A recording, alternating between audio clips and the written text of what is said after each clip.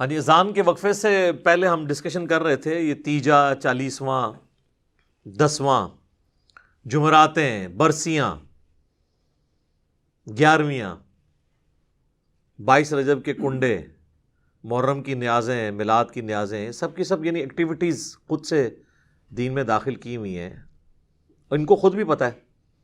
اب تو نوبت یہاں تک آ گئی ہے کہ ایون 40ویں کے کارڈ چھپتے ہیں، جس طرح آپ کی شادی کارڈ ہوتے ہیں، اخبارات کے اندر بڑے بڑے اشتہارات چھپتے ہیں۔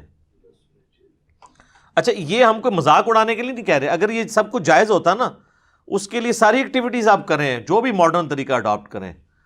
مثلاً اب کسی کا جنازہ ہے اور آپ نے اناؤنسمنٹ کرنی ہے، تو ظاہر ہے کہ آپ فیس بک پہ لگائیں، واٹس ایپ گروپس میں شیئر کریں، تاکہ زیادہ سے زیادہ لوگ اس کے جنازے میں شامل ہوں۔ اخبار میں بھی دے دیں، کوئی حرج نہیں، یہ تو ایک دین کی بنیادی ایکٹیویٹیز ہے نا جنازہ پڑھنا۔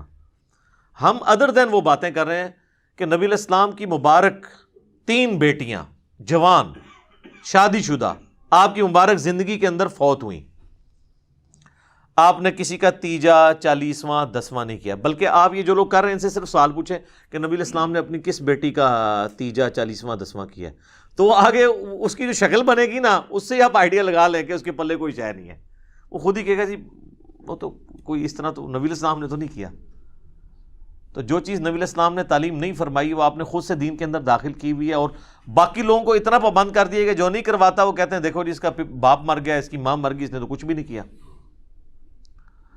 اور پھر مدرسوں سے باقاعدہ، اب مجھے نہیں پتا، کئی سال پہلے تک تو یہ جب ہم چھوٹے چھوٹے تھے اس وقت 300 روپیہ تقریباً ریٹ تھا، پھر بڑھتے بڑھتے اب تو شاید 1000 روپے تک پہنچ چکا ہو ریٹ ایک قرآن کا، اور مجھے تو لگتا ہے یہ 1000 روپے میں بھی سستا ہے قرآن اگر دیکھا جائے۔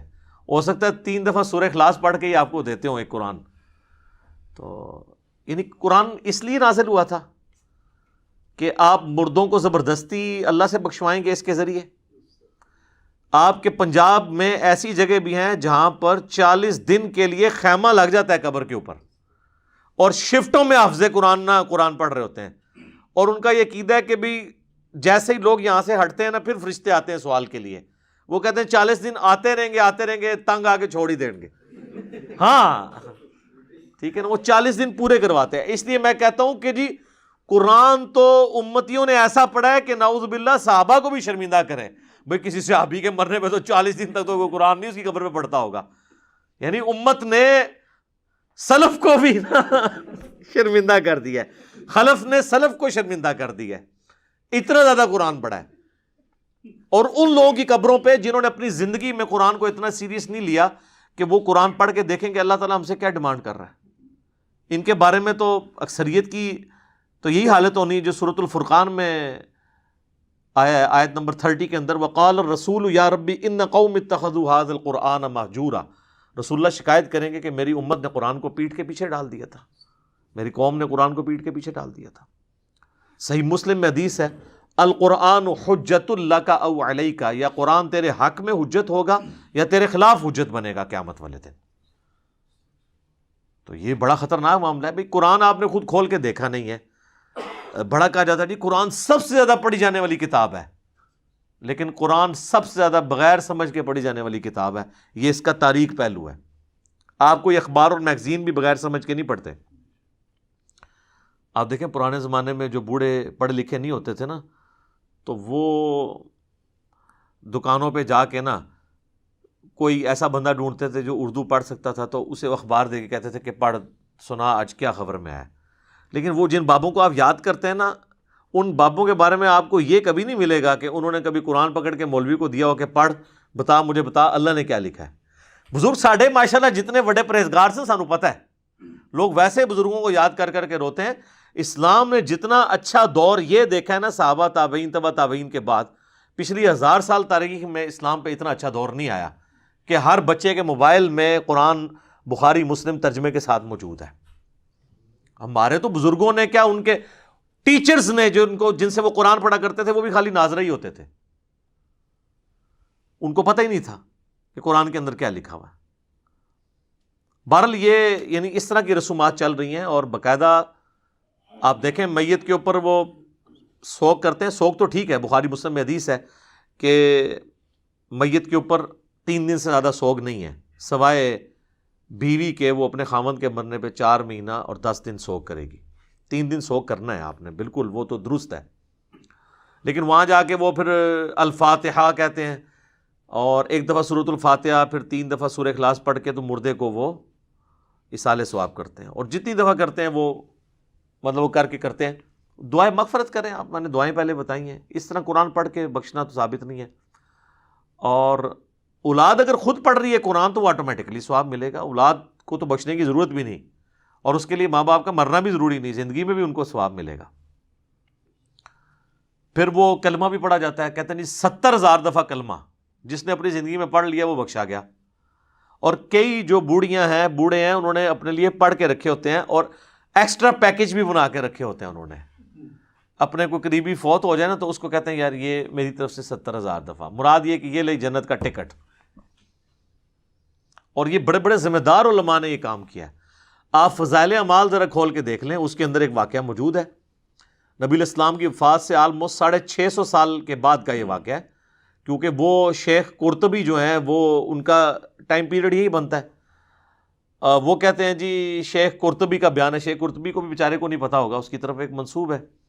شیخ زکریا کاندھلی فضائل اعمال میں لکھتے ہیں کہ انہوں نے نا وہ ایک ایسے نوجوان سے ملے کہ جسے کشف ہو جایا کرتا تھا کہ کون جنت میں ہے اور کون جہنم میں.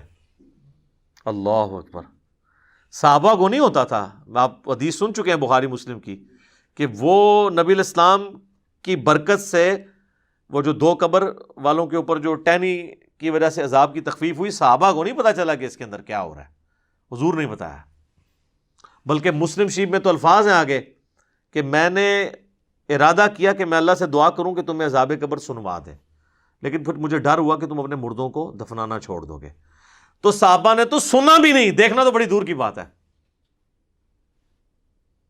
بخاری اور مسلم دونوں میں حدیث ہے، ایک مدعم نامی غلام تھا حضور کا جو آپ کے سواری کا کجاوا کسا کرتا تھا.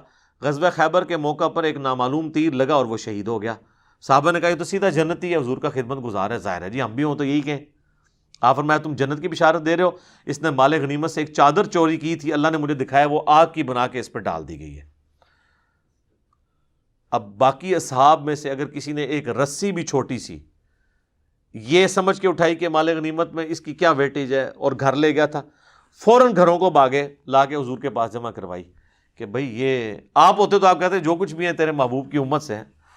تو محبوب کے ساتھ جو ڈائریکٹلی اٹیچ بندہ ہے اس کو اس نسبت نے کام نہیں دیا جب اس نے کام غلط کیا. کیونکہ محبوب کے ساتھ تو آپ کی رشتہ داری ہو سکتی ہے، اللہ کا کوئی رشتہ دار نہیں ہے سر. اللہ کے ساتھ کسی کی رشتہ داری نہیں ہے. تو آپ جو مرضی لوگوں کے بارے میں فیصلہ کریں. بال وہ شیخ قرطبی کہتے ہیں کہ جی اس نے نوجوان نے چیخ ماری، اس نے کہا میری ماں کو جہنم کی جانب لے کے جا رہے ہیں فرشتے. تو وہ شیخ کہتے ہیں کہ میں نے دل میں ارادہ کیا کہ میں نے یہ سنا ہے کہ جو 70,000 دفعہ کلمہ پڑھ لے اس کی مغفرت ہو جاتی ہے.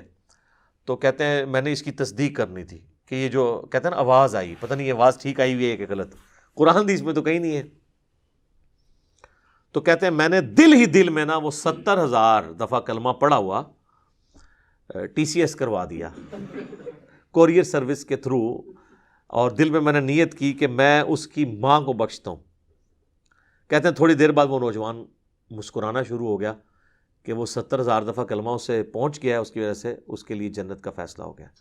اور شیخ فرماتے ہیں مجھے اس واقعے سے 2 چیزوں کی تصدیق ہو گئی. ایک تو یہ تصدیق ہوگی کہ یہ صاحب کشف جو ہے یہ صحیح ہے، واقعی اس نے دیکھا ہے، یعنی وہ جہنم سے جنت کا فیصلہ ہوا ہے. دوسرا مجھے یہ بھی تصدیق ہوگی کہ 70,000 دفعہ کلمہ اگر کسی کو TCS کروا دیا جائے ارجنٹ میل سروس کے تھرو تو اس کی وجہ سے اس کی مغفرت ہو جاتی ہے. یہ ان کا معیار ہے چیزوں کو چیک کرنے کا، کہانیاں بنانے کا، ان میں رنگ بھرنے کا.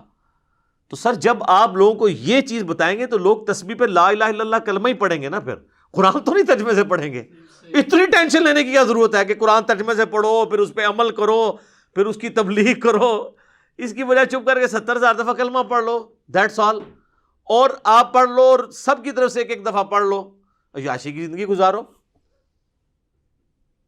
کس غیر محسوس طریقے سے انہوں نے امت کا جنازہ نکالا ہے.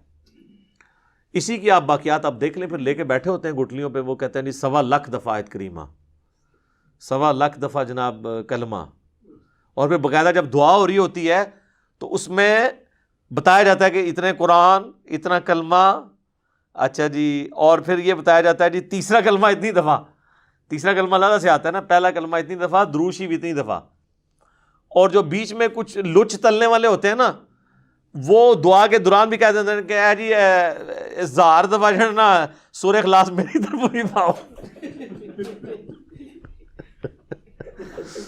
کیونکہ انہوں نے پڑھا ہے یا نہیں ہے، بال وہ انہوں نے کرنا اس لیے ہوتا ہے کہ مطلب وہ جو لواحقین ہیں ان کو پتہ چل جائے کہ اس نے بھی لچ طلب ہے، اور بعض اوقات تو پوری لسٹ بن کے آتی ہے نا، اس میں نام بھی پڑھے جاتے ہیں کہ اس نے یہ کیا، اس نے یہ کیا، اس نے یہ کیا، تو اگر کسی کا نام سکپ ہو گیا تو وہ اس طریقے سے بھی اپنی انٹری لگواتا ہے۔ جو لوگ ظاہر ہے کہ جی بغیر وضو کے صرف رشتہ داری نبھانے کے لیے جنازے پڑھ دیں، ان سے آپ کچھ بھی ایکسپیکٹ کر سکتے ہیں۔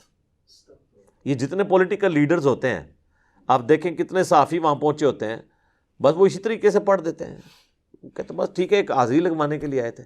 اسی لیے آپ دیکھیں جنازہ پڑھنے کے بعد وہ ڈھونڈ کے بندے کو مل کے جاتے ہیں کہ بھی تاکہ اس کو انشور کریں کہ ہم نے جنازہ پڑھا ہے، حالانکہ وہ اس کو دعا جنازے کی سن لینا تو اکثر لوگوں کو نہیں آتی ہوتی، تو کیا پڑھ کے گیا وہاں سے، وہ صرف حاضری لگوانے کے لیے آتے ہیں۔